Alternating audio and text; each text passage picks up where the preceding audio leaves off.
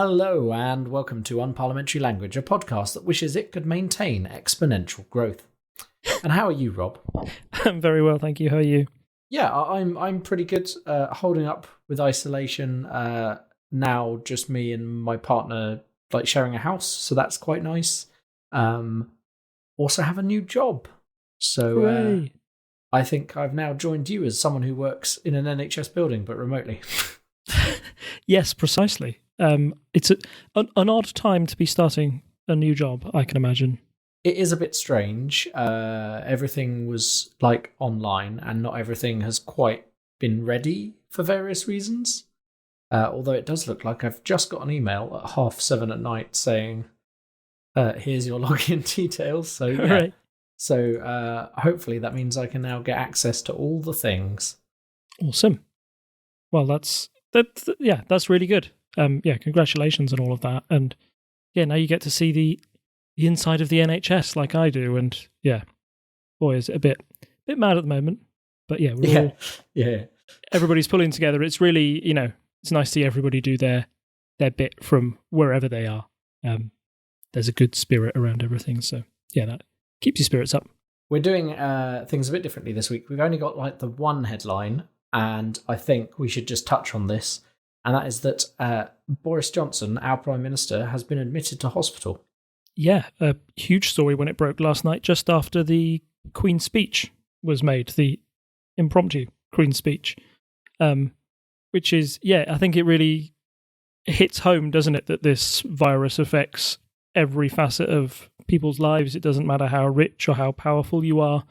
The virus doesn't care. And although Boris has been admitted, and apparently it wasn't an emergency admission, it was just because he had continued to show symptoms for longer than a week to 10 days. I believe he still had a high temperature and persistent cough.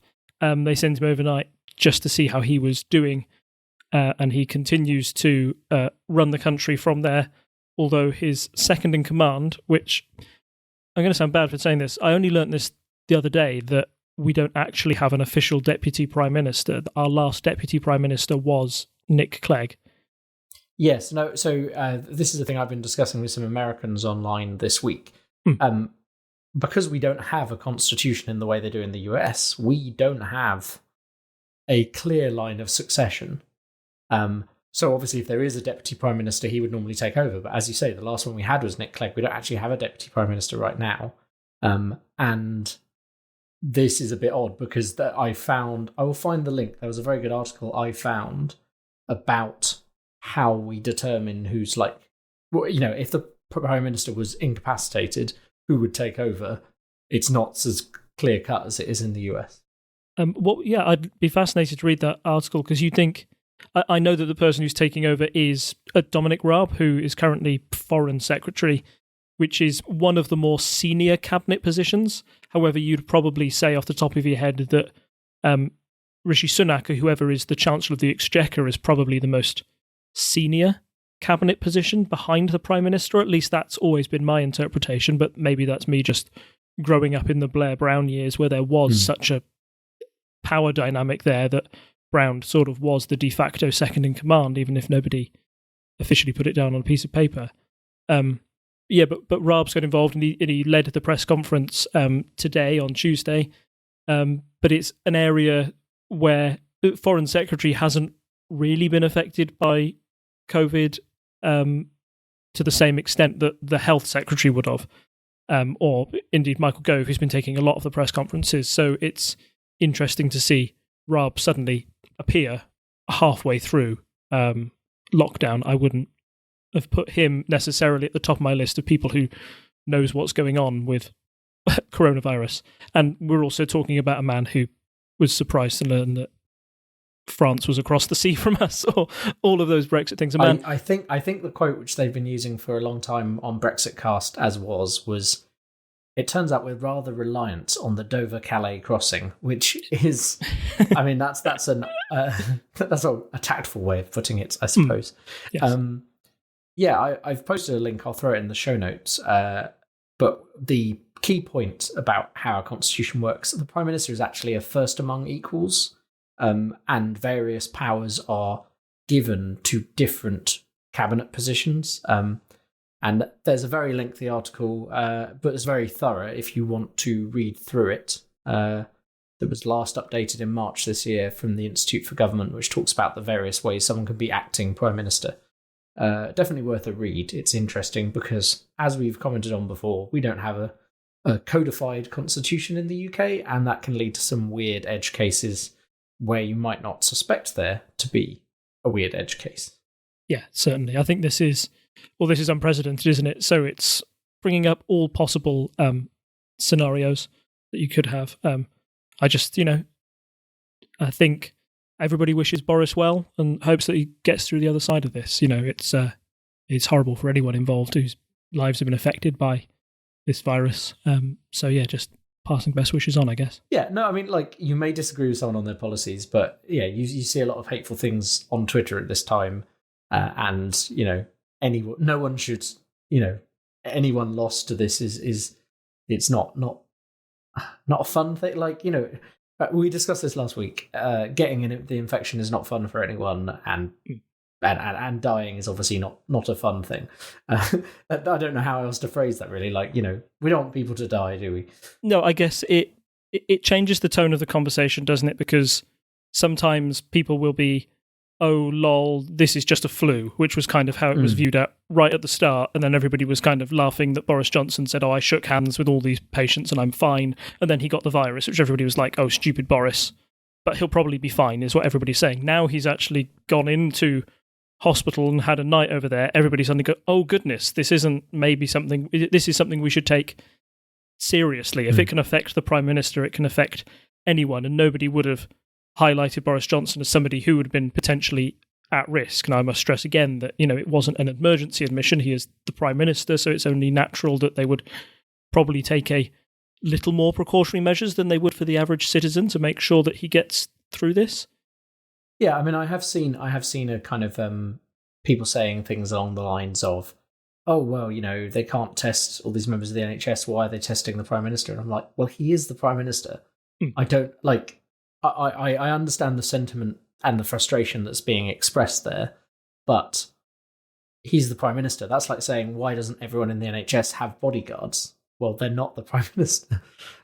Again, regardless of your feelings about him as a person or as the Prime Minister, the fact that he got tested and, is suddenly being rushed to hospital, etc., that's not surprising in any way to me. That's exactly what you'd expect to do for your well, not head of state, but your head of government. Just breaking news here, Tom. What? The Prime Minister has been moved to intensive care. That was tweeted by Laura Kuenssberg 3 minutes ago. Yes. Oh. Wow. And Prime Minister is asking Dominic Raab to deputise for him. Wow. Yep. Okay. That's kind of sudden. Yeah. We rarely have stuff like that happen on air, as it were. Intensive care is not fun for anyone, and you wouldn't wish that on anyone, as I think we've said. So, yeah. Yeah, where do you go from there, Ray? Yeah, I don't think we can really say much more right now. No, obviously a breaking story, and it'll probably take days for this to update. And the other thing that happened at the weekend was the Queen gave a speech, which is quite rare, I'm led to believe, outside of Christmas. I definitely saw at least one person on Facebook joking that it felt like it was time for a turkey dinner and some presents. Yeah, sorry, I must admit I didn't watch the speech, so you're going to have to fill in because that's fine. I'm a terrible Brit. I think probably it was best summed up. I quite like watching the Queen's speech. It's a fun thing on Christmas. This obviously is a time of both national and international concern, and I think she's always done a pretty good job. I mean, there's been a few. So, as I said, this is a rarity outside of the Christmas speech. And the famous one where the Queen, everyone was watching the Queen, so she didn't, make a misstep, was after Princess Diana died. So the speech then, that had been kind of bungled, and people were watching the Queen to see if she said something that gave anything away, and the whole situation was badly handled. Whereas I think, the average Christmas speech, no one ever really complains about. Although, yes, someone has pointed out what a gift she has given us with wearing a green outfit that can be easily photoshopped. once again. But this speech was, I mean, it was everything you wanted from a Queen's speech at a time of both national and international need. It was measured, and she was like, we'll pull together, we'll get through this. There was a specific quote I pulled out the other day. The kind of final point was, we should take comfort that while we may have more still to endure, better days will return. We will be with our friends again. We will be with our families again. We will meet again. Which, yeah, I mean, I think that's the thing. Like, we may be here for quite a while, but we're going to get through it. And, you know, talked about the NHS, you know, clap for the NHS, things like that. Things that bring the country together. And at this time, you know, what we need to do is, you know, stay indoors, follow the advice, and obviously support our health services by not doing anything stupid, and just, you know, following what we're being told, which I know is, it's hard to stay inside and do these things, especially if you're an outgoing person, but you've got to do it for the common good, which is just a weird situation to be in. Yeah, and that last line, "we'll meet again," kind of echoes the line of, you know, the famous song during the war, "We'll meet again, don't know where, don't know when." And it is kind of a blitz spirit. Come on, we've been through things before as a country. We can, you know, all rally together and we'll get through this, and we will meet again. We can't tell you where, don't know when. It's all going to end, but it will happen, which is quite a good uplifting speech. And I mentioned to my partner after, you know, she'd watched it and gave her verdict, I said it was we've talked about the quirks of our constitution tonight. It's very nice to have a politically neutral head of state for times like this. The Queen may be divisive amongst, you know, if you're a Republican or you know, or somebody who supports the monarchy. But I think in general, there's a lot of people who aren't particularly soppy about the Queen suddenly going, oh goodness, it's really nice to have, you know, somebody up there who's, you know, a figurehead to say all those right things and help get us through this, give us a pep talk when we need it. That's a very stark contrast to maybe what's happening over in the United States, where obviously they've got Donald Trump as their head of state, and the scientists at press conference seem to be wrestling with their head of state to make sure that he stays on the official guidance and doesn't undermine them in any way.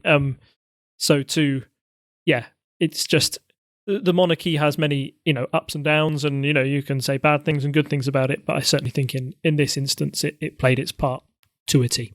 Sorry, that was the point I was going to say. I've discussed this with various people over the weekend, and I was talking to someone who basically was like, oh, you know, I saw the thumbnail. I'm a staunchly Republican person from a staunchly Republican nation, and Republican in the anti-monarchy sense and not Republican in the US party sense. And they were saying, oh, it's going to be like, you know, someone who's out of touch, a member of the aristocracy saying stuff and blah, blah, blah, blah. And then they watch the speech and they're like, oh, no, that was a really nice message. I'm glad I watched it. And I think, you know, whatever you may think about the monarchy, the Queen can give a good speech, and that's a sign that it works even outside of the UK. Other people watching it had their spirits raised. So, yeah, I think a reasonable and good thing that happened. Good evening and welcome to the bar. Join Dr. Wilko as he investigates the histories of your favourite spirits and your favourite cocktails while mixing you a drink at the bar. The other bars may be closed, but a podcast bar will always remain open. So our main story tonight is the Labour leadership contest, which we mentioned way back when in January. We had some predictions, and I think we both agreed on this prediction, and this is one of our predictions where we've been proven right. So who is the new Labour leader, Rob? The new Labour leader is Keir Starmer, the former shadow Brexit secretary for the Labour Party. Just run you down through the results of the election. Keir Starmer won in the first round of voting. So one thing about how the Labour Party conducts its elections is everybody has a vote, and they have a preference, a first preference, a second preference, and a third preference in this case, because there are only three candidates. If one of those candidates fails to get over 50%, then they'll knock out the lowest one, and then they'll have a redraw. There was a little bit of a worry amongst Labour members that, you know, if you go to a second round of votes and it's still very close after that, you might be presiding over a very split party. But in this case, Keir Starmer was able to do it on the first with a win of 56.2% and a popular vote of over 250,000, which is impressive. It shows how much Labour's membership has grown in the short time since. About, if you'd had this conversation with me about 10 years ago, you'd be looking at a very different result and a very different set of numbers. But it's incredible that a political party in 2020 can have over 250,000 people voting for one person. Yeah, it is. I mean, it's a big number, as you say. It's impressive. So that's a lot of grassroots stuff that happened under Corbyn. And I suppose, we had both guessed that Keir Starmer would take the position. And also, I got the feeling from the majority of people I know to be Labour voters and who were voting for this, that they were going for Keir Starmer. And I think the general feeling I've seen, and obviously I can only speak for a few people I've spoken to, it's not it's not a reliable cross section of the membership, but the people I've spoken to have kind of been like, they're not just saying he's a safe pair of hands. They're like, no, he's good. He's the kind of person who could take Boris to task in PMQs because he's very detail oriented, being a lawyer. He has a good background. He's someone who was a human rights lawyer. His parents were like tradespeople, so he has a mix of those things. He's not come from he's not come from through Eton or anything like that. He does represent the working class more, but isn't as divisive as Corbyn ended up being. And that's what they need right now to kind of pull Labour back together around a central person. I mean, there are always going to be people who complain that he's too like Blair or too chummy to Corbyn or whatever, but in general, I think he's kind of a middle candidate who's going to pull both sides together for the most part. Yeah, I think he's got great name recognition as well with the general public. If you were thinking about who represented Labour under Corbyn, Keir Starmer was always on the front benches and one of the more prominent figures purely because he was the shadow Brexit minister. And, I want to take you to a time before this virus was, the only thing we talked about before then was Brexit. Keir Starmer was the main voice on the Labour side, and sometimes he was one that seemed to be battling his own leader on the point, particularly when it came to freedom of movement and what should happen there.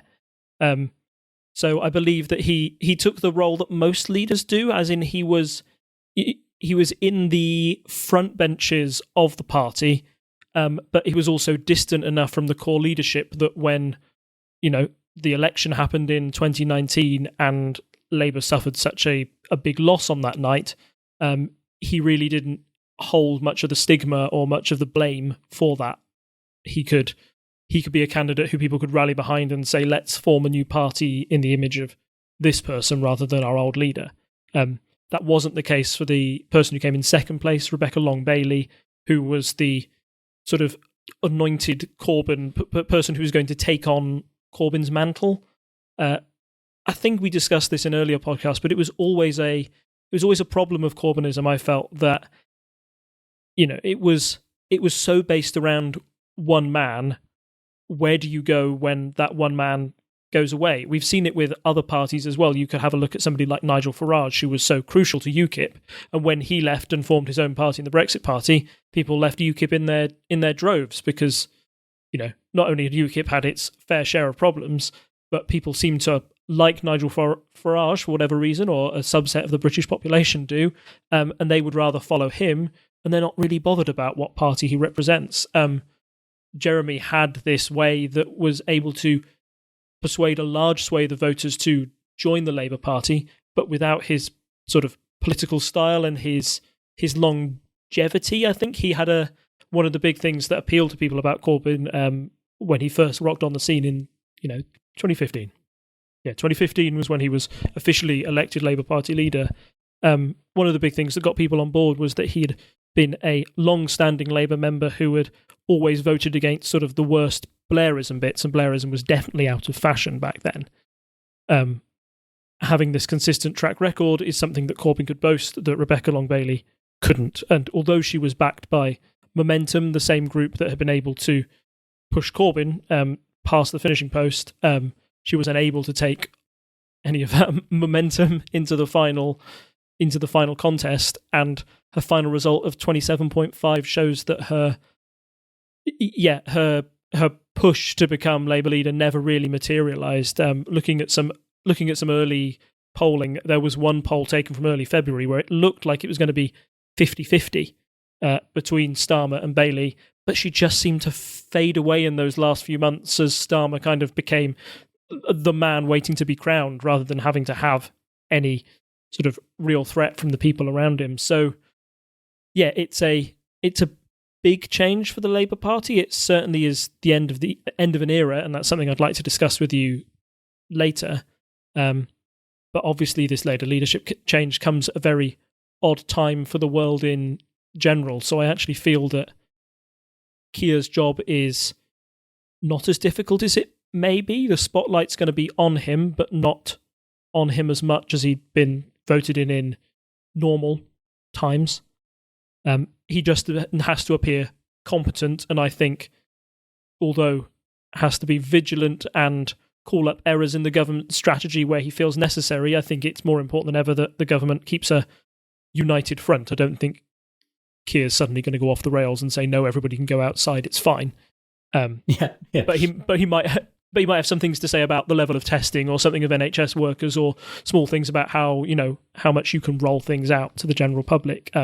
That will be his main scrutineering role, and I think he's a man who's, like you said, he's a details man, he's a lawyer. I think he's naturally equipped to that task as the first challenge. It's not a bad one for him to face. And I think I'm right in saying he's already given a speech to the effect of, like, we stand by the government, measures have to be taken, etc., etc., etc. It's the position the country and the world is in right now. As you say, he can't. There's only so much criticism. Like, yes, maybe testing should be faster, etc., like that, stuff like that can be raised. But overall, like, he's in the middle of a crisis. There's only so much criticism he can reasonably level now that we've got lockdown and stuff like that. It's more kind of a differing of. It's kind of timescales that are the thing people are talking about now, and maybe slight underprovision here and there. But, saying, oh, well, the NHS was underfunded and therefore might struggle is not helpful right now. And that's the kind of stuff that in the aftermath, maybe he will be able to use for political points, but he's quite shrewdly not using that for political points right now. Yes, and I think it was maybe it seems harsh to criticise Corbyn so close to his departure, but that was one thing that maybe irked people, that in his final days Corbyn was kind of saying, well, I think Corbyn had said as much in an interview, like, this is why you shouldn't underfund the NHS because of what's happening now. And everybody was like, it's not really the time for that, Jeremy. We're all just trying to get this done. So, I think that Keir's had quite a good start, maybe immediately compared to his predecessor there. I'd like to just quickly touch on the deputy leader results as well. So the deputy leadership was contested between 5 candidates, which means it meant a couple more rounds of first preferences to get through. However, the main ones I wanted to focus on were Angela Rayner and Richard Bergen. Angela Rayner is a Corbynite, and so is Richard Bergen. So it was surprising that they'd both put themselves forward. Richard Bergen is actually one of the more prominent Corbyn mouthpieces during their time in leadership, and he'd always been to me not a very good one. I always found it quite surprising that he was coming forward to be deputy leader, and the end result of him picking up about 20% of the result and sliding into third place was probably a reflection of how much the party rejected him. However, it was Angela Rayner who was backed by Momentum, the Corbyn-backed group, who became the deputy leader, which shows, even though it was after 3 votes, she got the majority of 52.6%, and even on first preferences, she was far ahead of any other candidate. She had 41.7% in the first round compared to Rosina Ali Khan, who was in second place with 16.8%. So it was quite clear that there is a mandate for her to become deputy leader, and certainly shows that there is still a Corbyn wing of the party that has a very strong presence. And that's probably not a bad thing for Keir. you probably didn't want this to come across as the last election did, the last Labour leadership election did in 2015, as a coup against the leader. I don't know if you remember that one at all, between Corbyn and Owen Smith, just a year after Corbyn had taken charge. Yeah, I do remember that vaguely, but I mean, other than the fact that Corbyn won quite soundly, I felt. That's about all I could tell you now with the benefit of hindsight. Yeah, that was a good example of the Parliamentary Labour Party jumping the gun when they really didn't have another leader of anywhere near the charisma or gravitas or having the support amongst the electorate, or at least the Labour Party itself, that could defeat Corbyn. At that time, Corbyn was very much unproved. It was an unproven asset in election. All that happened was, since Corbyn had taken over in 2015, the Brexit referendum had gone in favour of leaving the European Union, and a lot of the Labour Party pinned the blame on Jeremy Corbyn, who was already seen as a divisive figure within the Parliamentary Labour Party. So they nominated a candidate to focus on, to try and get rid of him. Yeah, by picking a candidate like Owen Smith to run against Jeremy Corbyn, it was largely seen by the grassroots membership as this was a coup. And you saw it all over online, that this is a coup against a man who's just trying to do his job. The Parliamentary Labour Party should all be thrown out and replaced with momentum-based candidates. That's where all of this bad feeling kind of comes from, I feel, or a lot of it comes from that forced leadership election that happened back in 2016 that many people thought wasn't necessary, and if anything only helped to solidify Corbyn's position as like the leader, the driving force in that party. Now obviously some of that power has slipped, but it's not gone away, and by voting people like Angela Rayner in, the Corbyn wing can at least hope to steer the party behind the scenes, particularly amongst the National Executive Committee, about how they set the rules for candidates and some of the policy decisions that come with that. The National Executive Committee is instrumental in deciding what policies get to conference for members to vote on, and what might become, what might be included in a constitution later down the line. So Corbynism isn't dead by any means, but its power has certainly been reduced, but one place where it can point to its success is the deputy leadership here.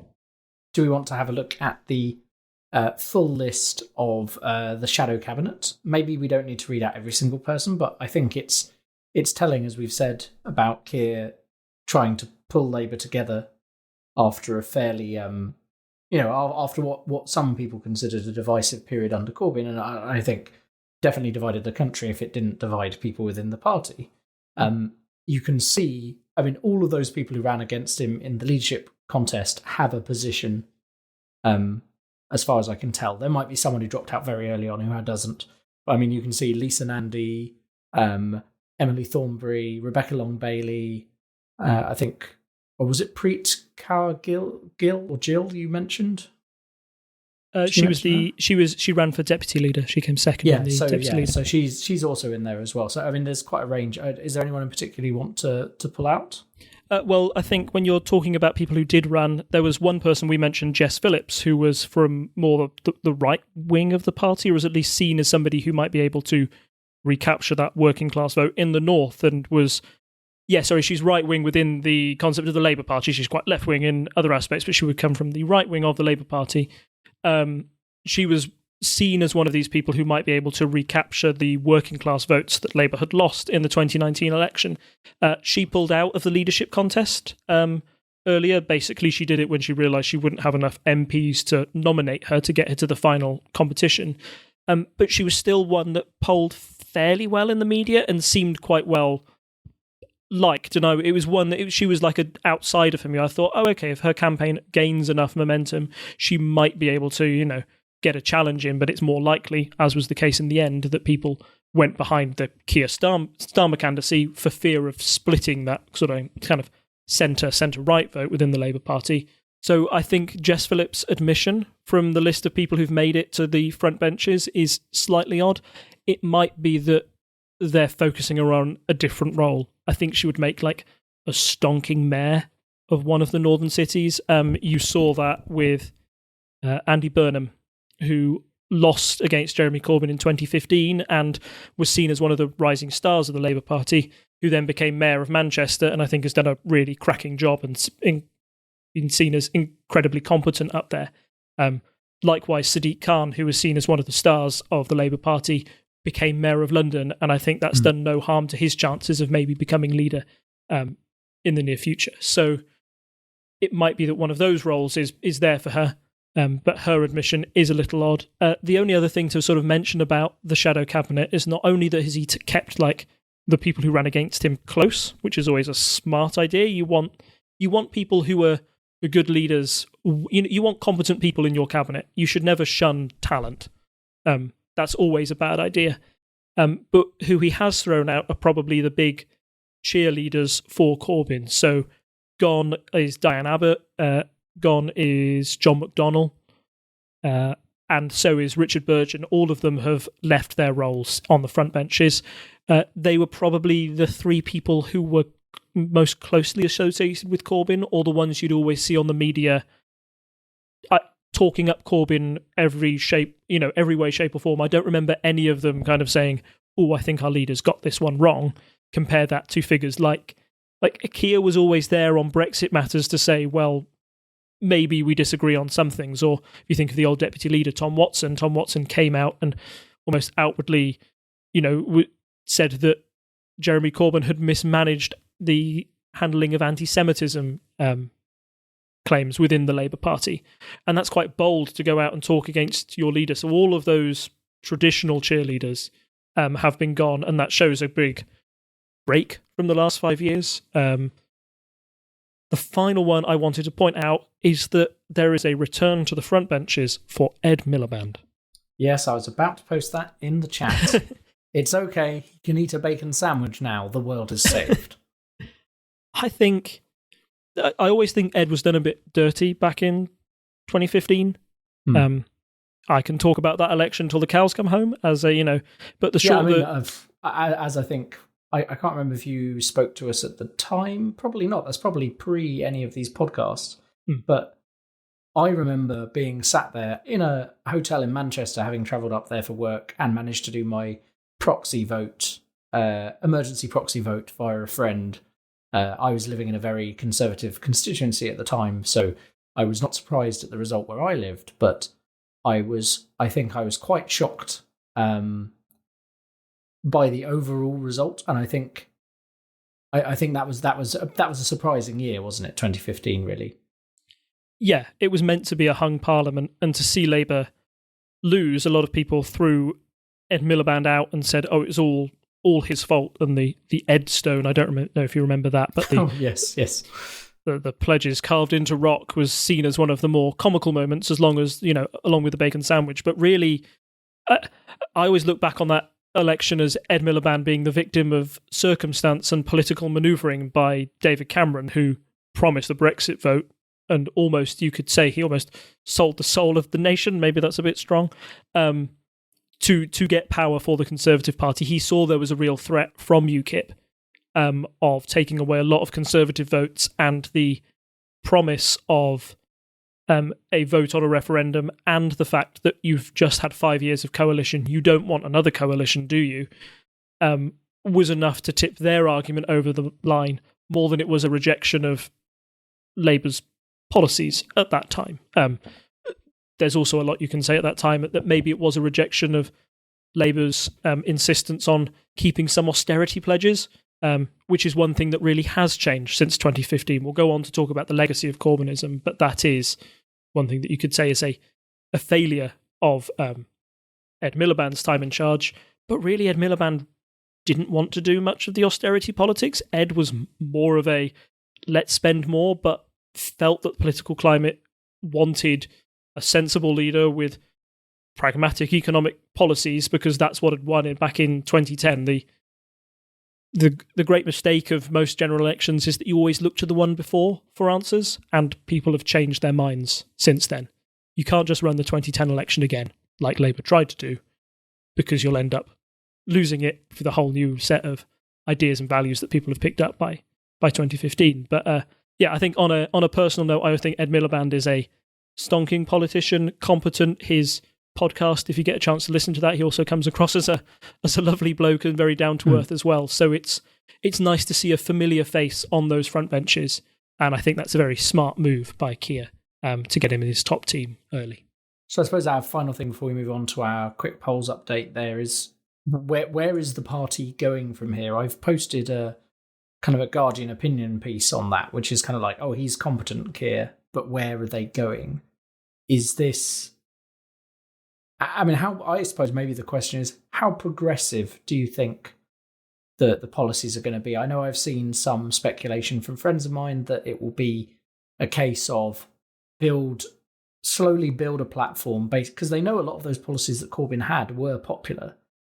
So it looks like maybe they're going to slowly incorporate these things into their platform over time, as opposed to being like, it's all here at once, which may have seemed too radical to the general public, or possibly they were voting about Brexit, or they didn't like Corbyn. You know, there were multiple discussions after the last general election, but where does Labour go from here after this current crisis has dissipated? How are they going to set themselves up to try and topple the Conservatives at the next general election? So I think, number one, just the fact that Keir is competent and a air of competence will be really important for the Labour Party in both the short and the long term. We've talked about how Corbyn's led party seemed to be a party of chaos. Now, you can put that down to the way the media represented him, but also I think it's hard to argue against the fact that Labour certainly mismanaged anti-Semitism under Corbyn's time in charge. And that is something they will automatically want to shake. And I think a clean break from Corbyn helps with that factor. It doesn't remove it entirely. And I think they still need to show removing Corbyn from that position doesn't fix it automatically. And they will have to do a lot of hard work behind the scenes to make sure that those people involved, are removed from the party and such and such. But I think still getting rid of Jeremy Corbyn in that way, making sure that you've got competent leadership is very important, and they will hope to emphasise that.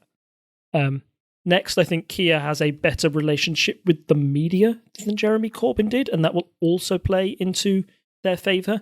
I say media, I mean the more traditional media. I think Corbyn's style was often confrontational, and Corbyn decided that he could go over the heads of the traditional media by appealing to Twitter and Facebook, where he was immensely successful.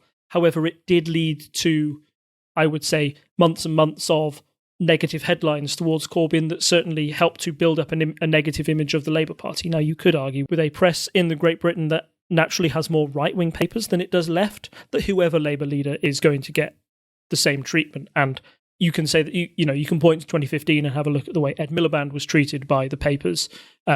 He was called Red Ed. You'd think that he was the next coming of Stalin, but no, once they had Corbyn in, he was the next coming.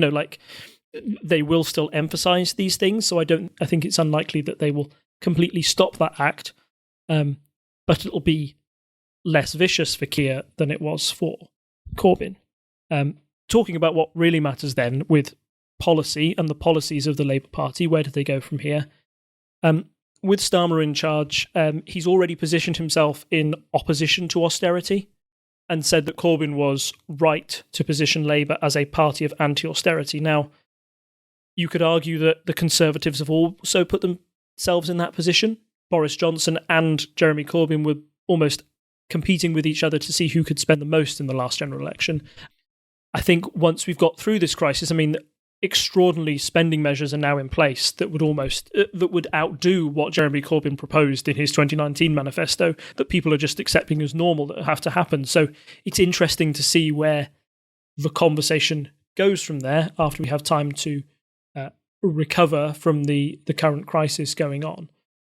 But I do think Labour will probably not want to become the party of anti-austerity, and that's part of Corbyn's legacy, that the party will continue in that direction, and I think that's a big plus for them, appealing to more working class voters who want to see investment in their local services, which they can see have been slowly run down over 10 years of an austerity programme. I think the pledge to renationalise certain things, Starmer has already pledged that he will renationalise the railways, Royal Mail, water companies and energy companies, which are similar policies to Corbyn, but I don't think he's gone as far as Corbyn by saying, oh, we'll also give everybody free broadband and things like that. I think there's a slight rein back on those sort of policies. There seems to be a consensus amongst people who look at the 2019 manifesto that maybe there are plenty of reasons why Labour may have lost the 2019 election, and the unpopularity of Jeremy Corbyn may be one of them. But another factor might be that their spending pledges, people simply didn't believe that Labour could afford them in any way, shape or form. And the broadband pledge, I remember as one, although it really took the headlines, it was another one where you go, do we really need that? I would prioritise 4 or 5 other companies, as Kia has now, with water and energy and the railways, as ones you would rather nationalise than have nationalised broadband, which seemed like a rather left field idea, even in 2019. Mm. And then I think finally on the Labour Party has also got rid of one of the big monkeys on its back, purely by chance now because of the victory that Boris Johnson was able to secure. But Brexit is now a done deal in the fact that it is happening. Now, he can argue strongly against a no-deal Brexit and will probably be for a pro-deal. I think that's probably secretly the aim of the Conservative Party as well, although they will, they'll want to play tougher to show that they can, get the best deal possible for the UK and, screw them if we go out. That big, will they, won't they, or the split that was happening within the Labour Party over Brexit, I think disappears, and that helps a lot for reuniting their core base.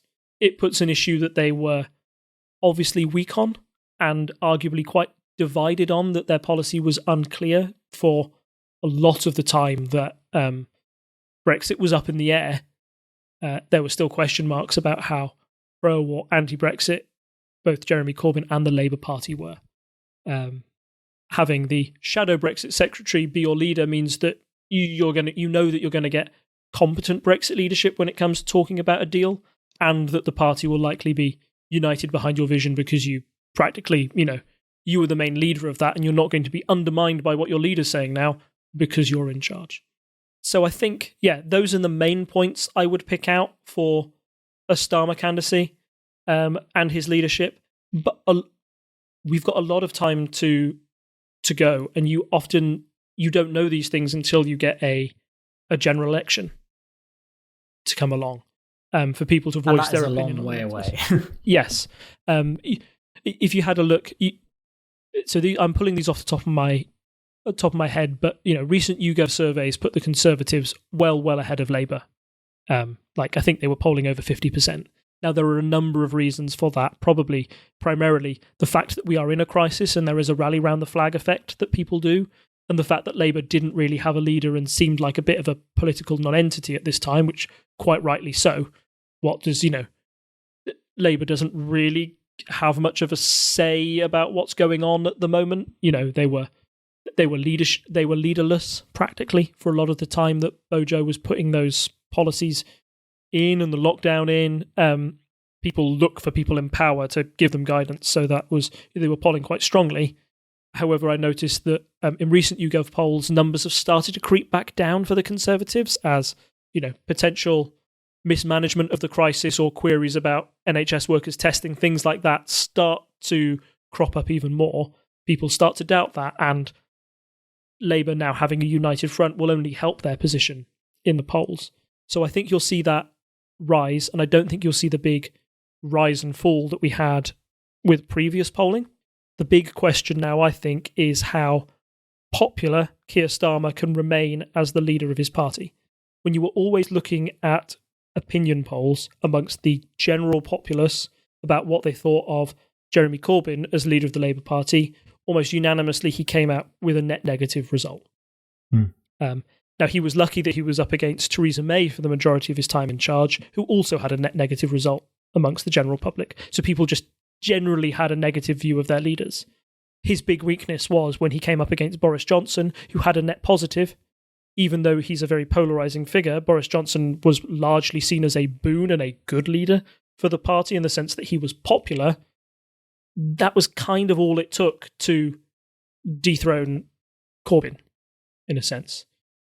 So keeping Starmer popular, and the way he'll stay popular is by being competent at the moment and keeping his nose down. That's his short-term goal. The long-term goals, as I think I've discussed, is Labour will remain the party of anti-austerity. They'll look to invest in public services, and crucially, they'll look to that they believe that those policies will crucially win them back those working-class voters that they lost in the North, that they lost to the Conservative Party. They will need to win those back again if they have a hope of winning an election. And fingers crossed, they'll hope that in the transition from Corbyn to Starmer, they're able to keep the massive amounts of support they got in the inner city areas. In 2017, Corbyn was able to. It was such a shock that night because he was able to take old Conservative strongholds in London that have been Conservative for years, but finally the people in the cities were warming up to Corbynism rather than what the Conservative Party were offering. They'll need to keep those seats as well if they hope to get back into power anytime soon. I mean, I don't think I have anything to add on this topic. I think I've said everything I wanted to say up front, but that was a very thorough view of where the Labour Party could be going after this. Thank you. Thank you for letting me with which one. No, that's fine. I think that's why the audience is here. It's not to hear my questions, but to hear your insight.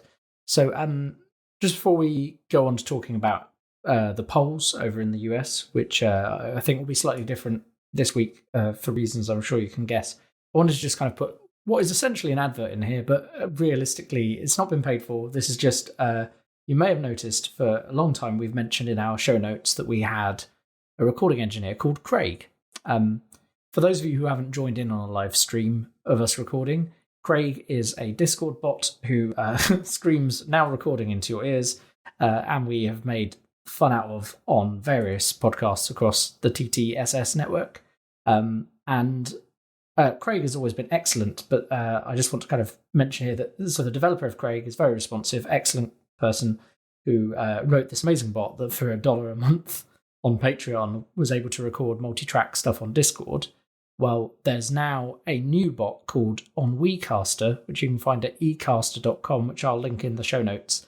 And it's currently in open beta, so if you want to go and test that out, it's now kind of decoupled from Discord. So if you just want an easy way to record multi-track recordings of your friends that are all time synchronized and can be downloaded as lossless FLAC, which, if you know about audio formats, you'll know is an important and good thing.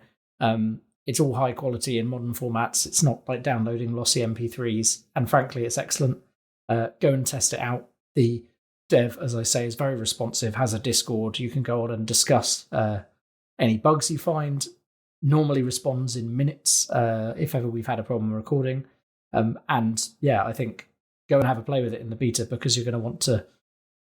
If you're someone who wants to record audio like a podcast, it's very easy, and it's the kind of thing you're going to want to back once it's actually out there. But go and test it while it's free, because it is excellent, and we've been using it essentially the same feature all this time, but now it's kind of popping out into its own app, separate from Discord, so you can use it wherever you're recording.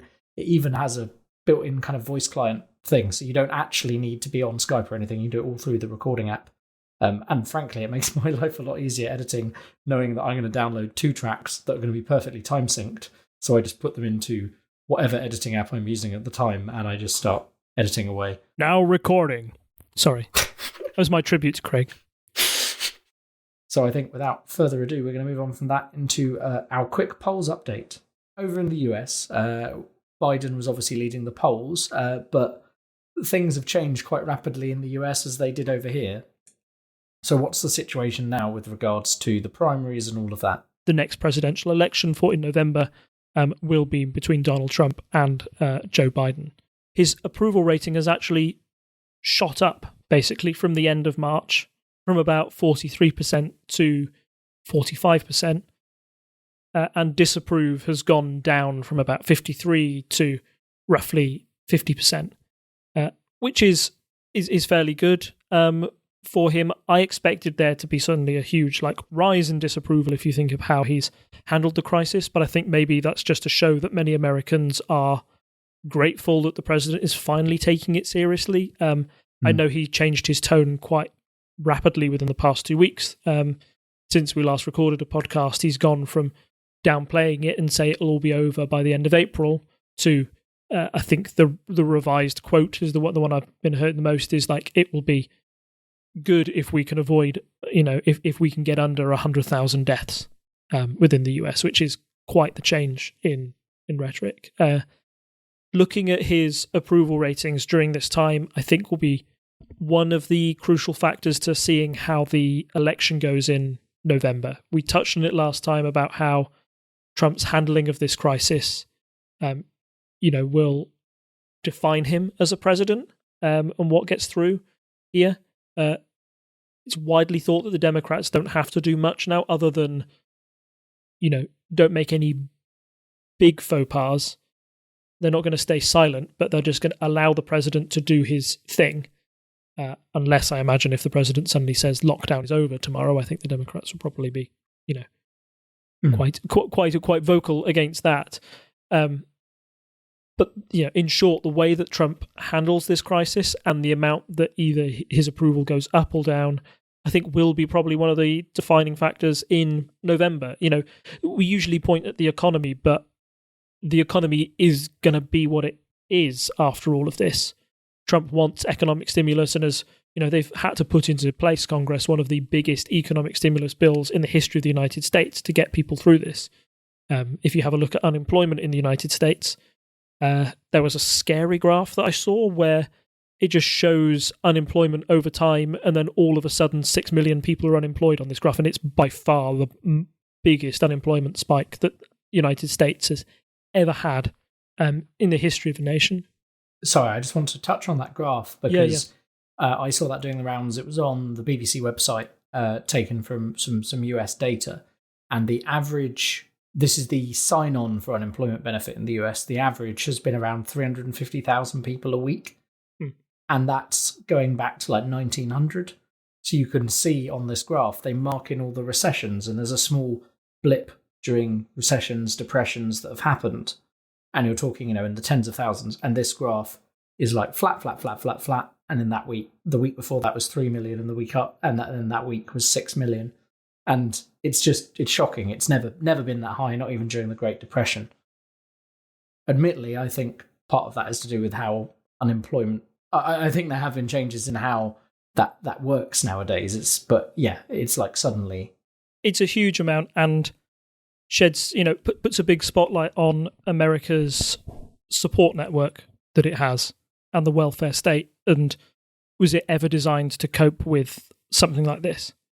We've been, I think, immensely lucky in this country that we have a national health service, that nobody who is getting ill or has to go to intensive care with this virus and hopefully come out the other end of it has to worry about medical bills. There will be people in the United States who will be worrying about that whilst simultaneously being on unemployment benefit, etc., etc.